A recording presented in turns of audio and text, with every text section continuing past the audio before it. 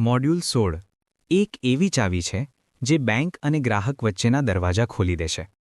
આ મોડ્યુલમાં આપણે શીખીશું કે માત્ર માપણી કરવાથી કામ પૂરું નથી થતું, પણ તે માપણીને લોન ફાઇલ સુધી કેવી રીતે લઈ જવી. નંબર 1. લોન પ્રોસેસનો સાચો રસ્તો. મિત્રો, જ્યારે કોઈ સામાન્ય માણસ ઘર લેવા માંગે છે, ત્યારે તેની પાસે પૂરા પૈસા નથી હોતા. તે બેંક પાસે જાય છે. બેંક તેને લોન આપતા પહેલાં 3 વસ્તુ તપાસે છે. 1. માણસની પૈસા પાછા આપવાની શક્તિ એટલે કે ઇન્કમ. 2. તેના કાગળોની ચોકસાઈ એટલે કે લીગલ. 3. તે જે મિલકત લે છે તેની અસલી કિંમત એટલે કે વેલ્યુએશન. તમે જે માપણી અને વેલ્યુએશન કરો છો તે બેંક માટે સૌથી મોટો પુરાવો છે. જો તમારો રિપોર્ટ મજબૂત હશે તો ગ્રાહકની લોન ચપટી વગાડતા પાસ થઈ જશે. નંબર 2. લોન માટે કયા કાગળો જોઈએ? એક સ્માર્ટ યુવાન તરીકે તમારે ગ્રાહકને ફાઇલ તૈયાર કરવામાં મદદ કરવાની છે. મુખ્યત્વે 3 પ્રકારના કાગળો જોઈએ. 1. વ્યક્તિગત કાગળો એટલે કે KYC, આધાર કાર્ડ, પાન કાર્ડ અને ફોટા. 2. આવકના પુરાવા, છેલ્લા 6 મહિનાનું બેંક સ્ટેટમેન્ટ, પગારની સ્લિપ અથવા જો ધંધો હોય તો છેલ્લા 3 વર્ષના ઇન્કમ ટેક્સ રિટર્ન ITR. 3. મિલકતના કાગળો, દસ્તાવેજ, 7/12ના ઉતારા, ટાઇટલ ક્લિયરન્સ રિપોર્ટ અને તમે તૈયાર કરેલો વેલ્યુએશન રિપોર્ટ. તમારે ગ્રાહકને સમજાવવાનું છે કે જો એક પણ કાગળ ખૂટતો હશે તો બેંક લોન અટકાવી દેશે. નંબર 4. LTV એટલે શું? આ આંકડો તમારે ખાસ સમજવો પડશે. બેંક ક્યારે પ્રોપર્ટીની પૂરેપૂરી કિંમત લોન તરીકે નથી આપતી.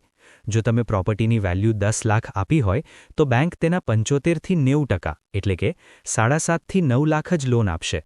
બાકીના પૈસા ગ્રાહકે પોતાની પાસેથી કાઢવા પડે છે, જેને ડાઉન પેમેન્ટ કહેવાય છે. નંબર 5. બેંક એન્જિનિયર અને વેલ્યુઅરનો રોલ.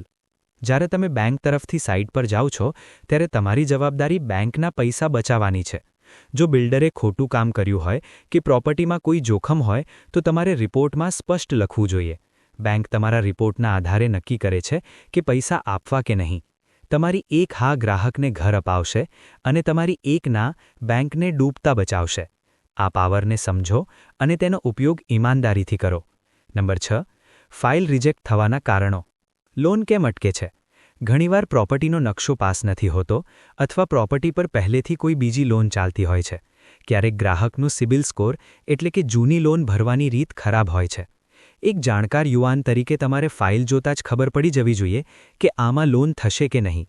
જો તમે આ પ્રોસેસ સમજી જશો તો તમે બેંકમાં લોન એજન્ટ અથવા ફાઇલ લોગિન એક્સપર્ટ તરીકે પણ મહિને હજારો રૂપિયા કમાઈ શકો છો.